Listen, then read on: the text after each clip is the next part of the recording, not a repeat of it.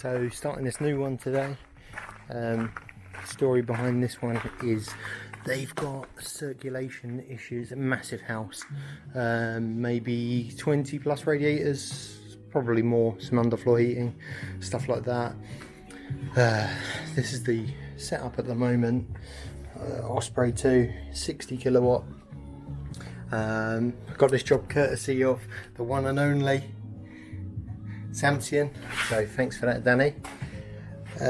Yeah, so some circulation issues, load of the rads not getting warm. They basically had a load of work done here about 10 years ago, I think, so they completely revamped the house, but I think certain parts are original. Maybe they just linked onto the old heating system. So they got two unvented up in the heavens, a few floors up, two unvented cylinders, all the zone valves, everything up there. But they've just got this shoddy old pump running the entire system, so that's going to be a major part of it. We've done our calcs, mass flow rate, and we're adding Magna 1. Obviously that pushes our flow rates up dramatically. We've got a load of 35mm pipework to connect onto, so we've got a 1.25" IMI header to go on.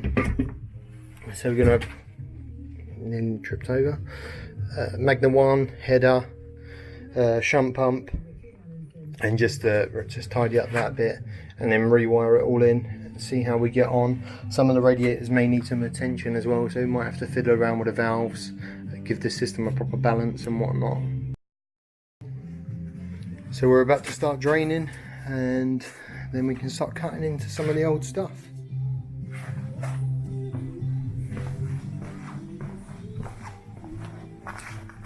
They got a nice resin drive here, so and there's absolutely nowhere. All the downpipes go into the solid floor. Yeah, so we're just going to have to drain it onto the grass, unfortunately. There's absolutely nowhere else. So I'm sure this is pretty common knowledge now, but I don't use, or rarely use PTFE anymore. I use a liquid type sealant. This one's called Roll Coal by a company called Rapid Seal. Been using it for quite a few years now. It just makes the joint look a lot cleaner when it's finished, as you can wipe off the excess. I think it holds something up ridiculous, like up to 1000 bar, and you can also use it on gas and steam. I think there are similar products. I think Loctite do one. Yeah, but this one served me well for the last couple of years, so I'll just stick to that. Also, I think you are supposed to clean the threads with another one of their products, but I've never bothered, and it's never caused any issues for me.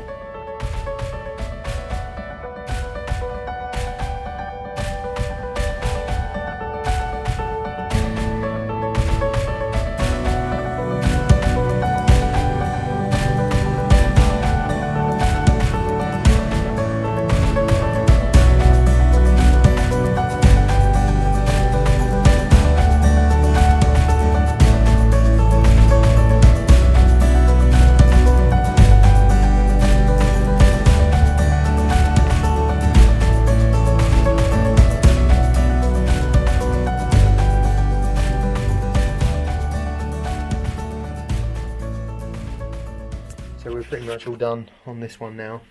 We're all fired up.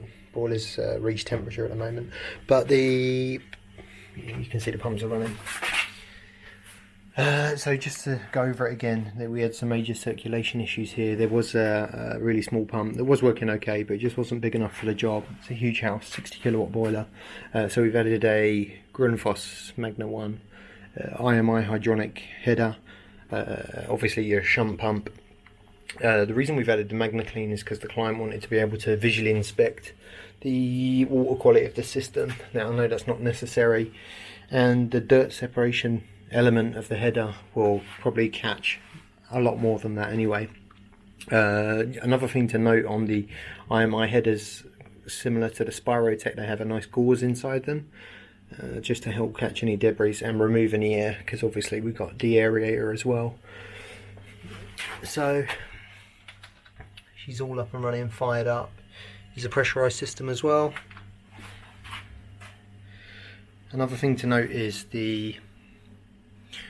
when we came here, it was a pain to drain down. We had to basically drain down as much as we could and then just angle grind the pipes to make a little slit and then vax it all out. So we've basically made this entire room now just isolatable from the rest of the system. So you can just shut off your primaries, if you want to call them primary and flow and return, or you can call them secondary because they're after the header, but whatever. You can shut them off, literally just those two, and that just separates this entire room from the rest of the system. Also, we've added the additional one up here, so you can isolate just the pump individually. Unfortunately, I didn't get a chance to get hold of any perfect pump valves in 28mm, so that's why we've just opted for the normal ones. Let's go and have a little look upstairs. Right, so as mentioned before, we've got a small area of underfloor heating in here. I've not actually turned that on yet, just so I can check the rads, because there was never a problem with the underfloor heating.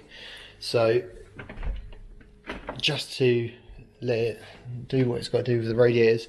Now bear in mind we had no, slam the door, bear in mind we had no heat. I think we had 2 rads out of all of them that were tepid, and now,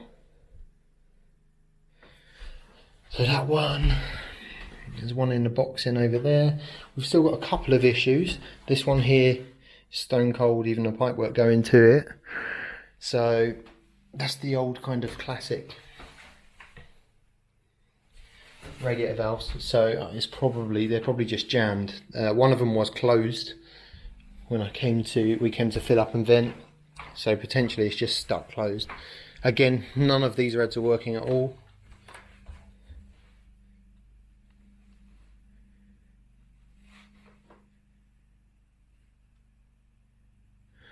They're on fire.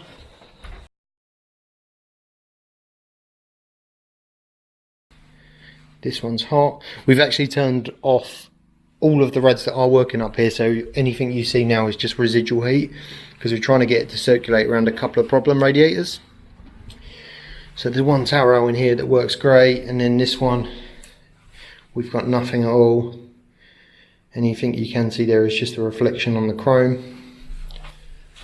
So again, same style radiator valves as the downstairs issue one. So probably just washer stuck.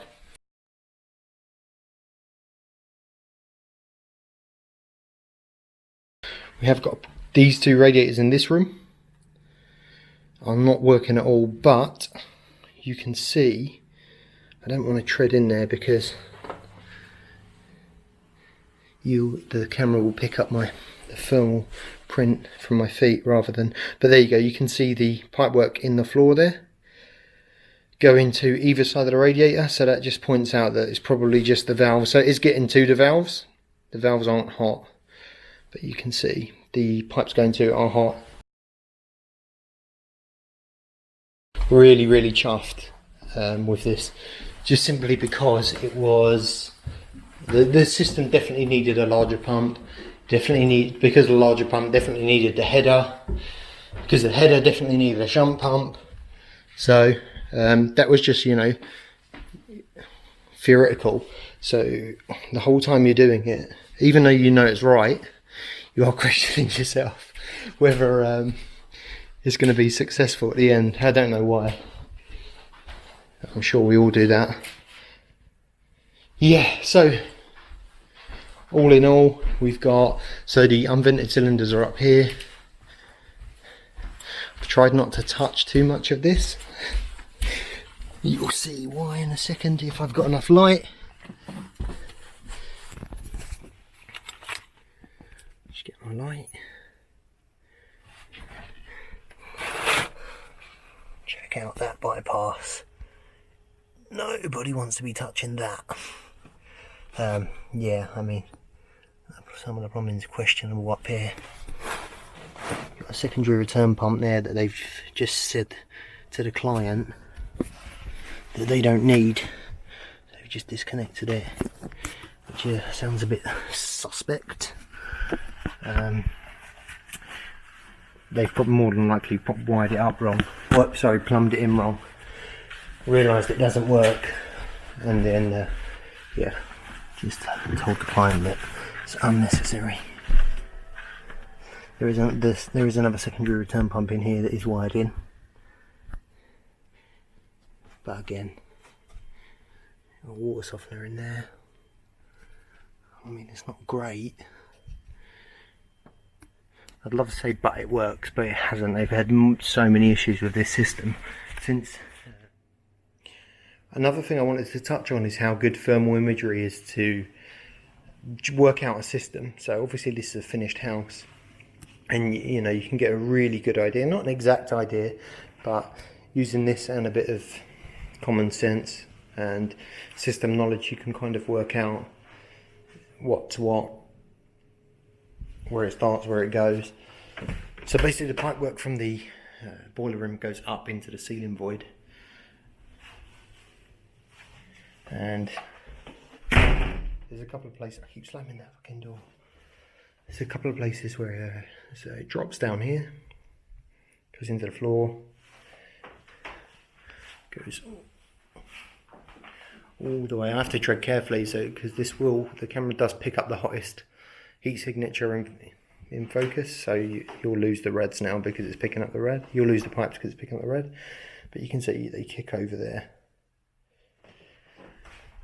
Feed that radiator. I can't really see where the feeds have come from on this one. Oh yeah, you can. I don't know if you can see that. It's hard to pick up because it's so close to the radiator, but they go left there into this boxing here, which is a drop,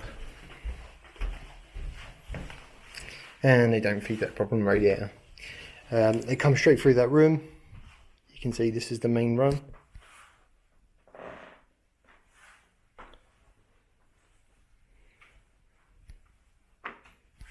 Come across this doorway and feed both of those radiators. They carry on coming through to feed that rad, and they spur off somewhere there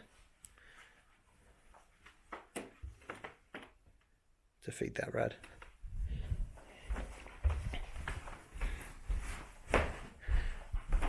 Obviously you can only do this when it's hot, which was a problem before because nothing was circulating and only a couple of radiators were getting kind of lukewarm.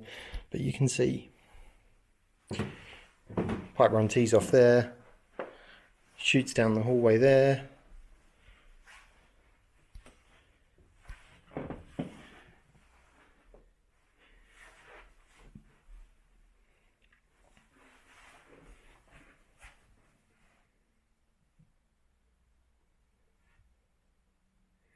I don't know if you can see on the camera, but they feed from the back end of that room. Off this main run, they spur into this bathroom, into that boxing, which I presume goes behind the bath panel and to that radiator there. Now you can see that there's just an L shape there. So what I would like to see is another spur going off to this problem radiator, but that may just be airlocked to where the valves are stuck closed.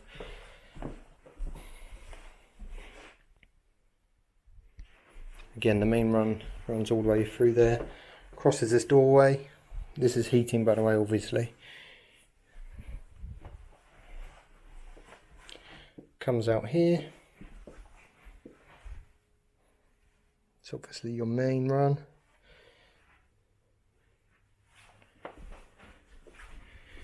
Goes down to feed the rad that we was talking about earlier.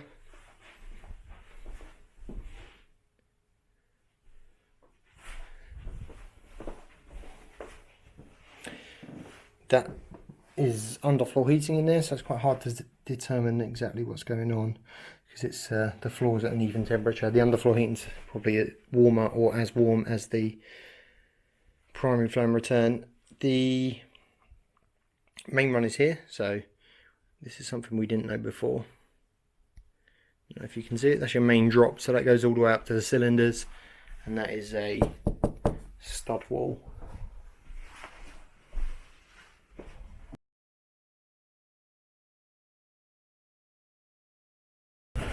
Not that we really needed to know on this job, but there are obviously a lot of scenarios where you would need to know, and even though we didn't need to know on this one, it's still nice to know.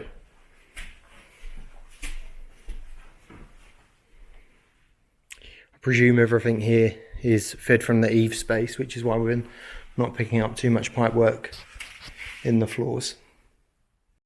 So in the end, really happy with how this project turned out. The header and pump setup worked beautifully. I don't know if you noticed, but due to space constraints and because the client wanted the Magna Clean, we had to put the shunt pump on the flow before the header. This is perfectly fine. There are a couple of smaller benefits on having it on the return, but none that were ever going to impact this job. I've still got to go back for another visit to sort out the issue with some of the radiator valves. But yeah, apart from that, really happy. Hope you enjoyed the video. Any questions, please let me know.